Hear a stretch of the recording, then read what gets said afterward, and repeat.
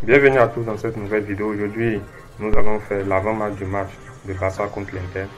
Donc, je vais essayer de donner ma composition idéale et puis ce que je veux que les joueurs fassent dans ce match. Donc, si c'est pour la première fois que tu suis ma vidéo, je te demande de t'abonner, d'activer la cloche. Ici, on parle que du Barça, de l'actualité, des matchs, des débriefs, tout. Donc, pour la composition, je sais que c'est 4-3-3 comme d'habitude. Les centraux, ça sera Piqué et je pense Eric Garcia. En tout cas, le match que a fait Piqué contre Celta Vigo, en tout cas, j'aimerais voir ce Piqué là. Voilà, parce que il a fait un très bon match, un très bon match, malgré qu'il n'est pas tout le temps titulaire, malgré qu'il est maintenant sur le banc, il est presque sur le départ. Donc c'est bon.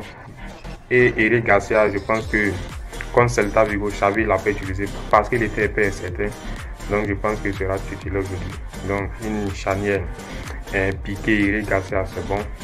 Et sur le côté de latéral gauche, moi j'aimerais voir Baldé. Je ne veux pas voir Marcos Alonso. Marcos Alonso, je sais, il a de l'expérience et tout, mais je vais voir Baldé parce que Baldé est plus offensif. Il apporte plus offensivement. Donc Xavi doit avoir ce problème-là, qu'il laisse Marcos Alonso sur le banc. Baldé prouve très bien. Depuis le début de la saison, il prouve bien. Il a des énormes qualités offensives. Donc il peut faire très mal. Donc j'aimerais voir Baldé. Et au poste du latéral droit, c'est compliqué parce qu'on n'a pas Koundé, on n'a pas Raoult. Donc c'est compliqué. On est obligé de se dépanner avec, comment il s'appelle, Sergio Roberto.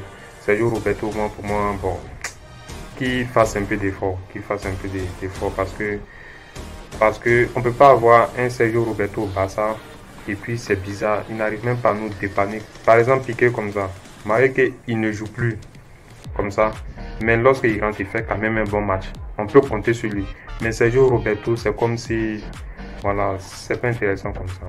Et nous allons passer au milieu de terrain. Au milieu de terrain, comme 6, donc en sentinelle, je suis sûr que ça serait Busquets. Mais moi-même, j'aimerais le voir aussi. J'aimerais voir Busquets un peu.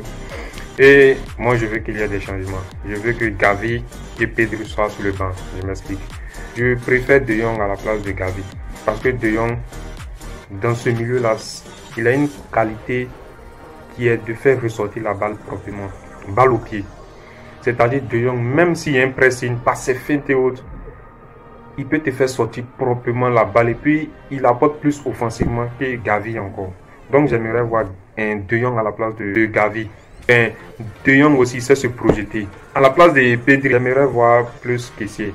Je sais qu'il n'a pas, bon, actuellement il n'a pas encore fait de véritables prestations. Ce type de match-là qui doit être titulaire. Parce que l'Inter, c'est une équipe qui a beaucoup d'impact physique. Donc au milieu des terrains, ça serait costaud. Donc Pedri, c'est pas trop ça au niveau physique. Donc j'aimerais voir un Kessié. Et Kessié aussi peut apporter plus. Il a joué en Italie, il connaît très bien cette équipe-là, tout. Donc là, si Kessié prend la place de Pedri, je pense que ça ira. Donc au milieu, c'est un Busquets, Kessié, De Jong, que moi j'aimerais voir. Maintenant en attaque, mais j'aimerais voir Ansu Fati sur le côté gauche, Lewandowski bien sûr en pointe et Dembélé maintenant sur le côté droit. Et maintenant que la composition a été faite, moi, dans le jeu, parce que c'est pas la composition, j'ai trouvé qu'on a un véritable problème de toucher Lewandowski en attaque. Pourtant, c'est lui notre homme fort. C'est lui qui peut nous faire sortir des doublés, des tirs vite fait. Donc, sur les centres, on n'arrive pas à le toucher. Dans l'axe aussi, on arrive parce qu'il n'y a pas de combinaison. Je ne sais pas si c'est Lewandowski qui doit s'adapter au jeu ou bien c'est comment, mais là, c'est compliqué. On n'arrive pas à le toucher. Même et le match contre Celta Vigo à la première mi-temps, on n'a même pas vu Lewandowski. Même un tir.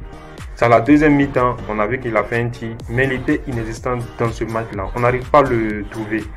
Donc il faut qu'on gère vraiment ce problème-là. Il faut que les ailiers plus l'alimenter, ainsi que les milieux aussi. Donc il faut vraiment qu'on puisse toucher Lewandowski. C'est aussi Lewandowski ne doit pas faire l'effort souvent de décrocher un peu, comme le fait un peu Benzema, Firmino, de décrocher un peu, de libérer l'espace un peu. Sinon, Inter fera encore la même formation, je pense, un 5-3-2, quelque chose comme ça. Donc, ils vont encore défendre beaucoup et ils vont essayer de jouer plus sur les comptes. Donc, c'est tout pour cette vidéo. Si tu as aimé cette vidéo, j'aimerais que tu lâches un pouce bleu, que tu t'abonnes et puis tu me donnes ton 11 aussi dans les commentaires.